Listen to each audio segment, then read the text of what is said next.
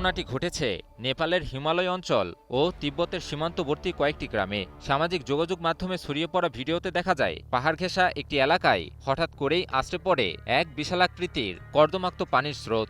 ঘটনার টের পাওয়া মাত্রই আতঙ্কগ্রস্ত মানুষ দৌড়ে পালানোর চেষ্টা করলেও তাতেও শেষ রক্ষা মেলেনি। বিশালাকৃতি ঢেউ গ্রাস করে নেয় শত শত মানুষকে।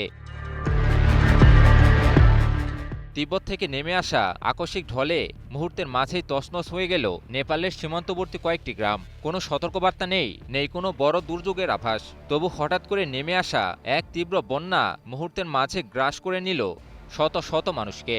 বন্যায় ভেসে গেল বেশ কয়েকটি গ্রাম, স্থানীয় অধিবাসী, পর্যটক সহ নিহত বহু মানুষ। খোঁজ মেলেনি আরও শত শত মানুষের। এ যেন প্রকৃতির এমন এক তাণ্ডবলীলা যার সামনে মানুষ নিতান্তই অসহায়। সংবাদ মাধ্যম এনডিটিভি এক প্রতিবেদনে ১৬ জনের মৃত্যুর তথ্য নিশ্চিত করেছে। নেপাল পর্যটন বোর্ডের তথ্য অনুযায়ী বন্যা আক্রান্ত এলাকা থেকে ২৯১ জন বিদেশি ও ৯৩ জন নেপালি নাগরিক সহ অন্তত ৩৮৪ জন পর্যটক নিখোঁজ হয়েছেন। কর্মকর্তারা জানিয়েছেন, বিদেশিদের মধ্যে ১০৫ জন ভারতীয় নাগরিক। নেপাল পর্যটন বোর্ডের একজন কর্মকর্তা জানান, রাসুয়া জেলায় নেপাল পুলিশের অন্তত ২৬ জন সদস্য এখনও নিখোঁজ রয়েছেন। নেপালি গণমাধ্যমের তথ্য অনুযায়ী তিব্বত থেকে ধেয়ে আসা আচমকা বন্যায় সীমান্তবর্তী কয়েকটি গ্রাম ভাসিয়ে নিয়ে গেছে। এতে প্রাণহানির পাশাপাশি বিভিন্ন অবকাঠামোরও ব্যাপক ক্ষয়ক্ষতি হয়েছে বলে জানানো হয়। নেপালের উত্তরাঞ্চলে তিব্বত সীমান্তে আচমকা এ বন্যায় রাস্তাঘাট ও বিদ্যুৎ অবকাঠামো সহ বিভিন্ন ক্ষয়ক্ষতির মাত্রা নির্ণয়ের চেষ্টা চলছে বলে জানায় কর্তৃপক্ষ। এই ভয়াবহ বন্যায় অন্তত ৬টি প্রধান জলবিদ্যুৎ ও সঞ্চালন কেন্দ্র মারাত্মকভাবে ক্ষতিগ্রস্ত হওয়ার কথা জানিয়েছে নেপালের বিদ্যুৎ কর্তৃপক্ষ।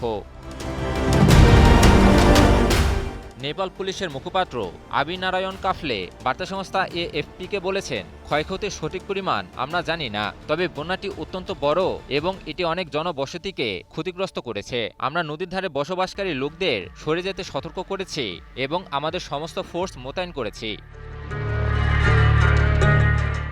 এদিকে নেপালের প্রধানমন্ত্রী বালেন্দ্র শাহ পরিস্থিতি পর্যালোচনা করতে জাতীয় দুর্যোগ ঝুঁকি হ্রাস ও ব্যবস্থাপনা কর্তৃপক্ষের একটি জরুরি বৈঠক ডাকেন। সামাজিক যোগাযোগ মাধ্যমে দেয়া এক পোস্টে বালেন্দ্র শাহ পরিস্থিতি মোকাবিলায় যথাযথ পদক্ষেপ নেওয়ার কথা জানান। এমনকি তাৎক্ষণিক উদ্ধার অভিযানে সেনাবাহিনী মোতায়েনেরও ঘোষণা করেন তিনি।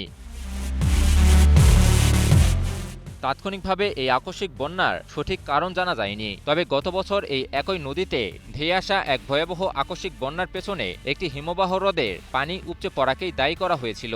জুন থেকে সেপ্টেম্বর পর্যন্ত বর্ষার বৃষ্টিতে দক্ষিণ এশিয়া জুড়ে নিয়মিতভাবে মারাত্মক বন্যা ও ভূমিধস ঘটে। বিজ্ঞানীরা বলছেন, জলবায়ু পরিবর্তনের কারণে এই অঞ্চলে চরম আবহাওয়ার ঘটনাগুলোর পুনরাবৃত্তি ও তীব্রতা বাড়ছে।